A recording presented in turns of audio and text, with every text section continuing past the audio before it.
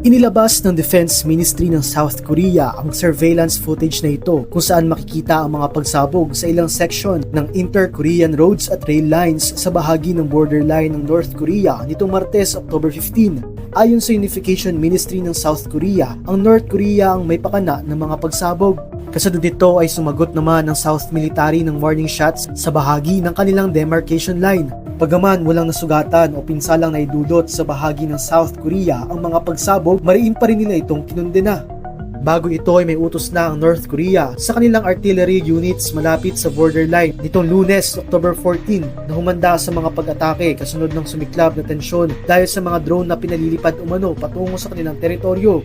May mga defector at aktivista kasi sa South Korea na nagpapalipad ng aid parcel patungong North Korea na may kasamang leaflets na tumutuligsa kay North Korean leader Kim Jong-un, bagay na sinisisi ng North Korea sa South Korean military. Pinagtingnan ng South Korea ang kanilang surveillance at paghahanda matapos ang mga insidente ng pagsabog.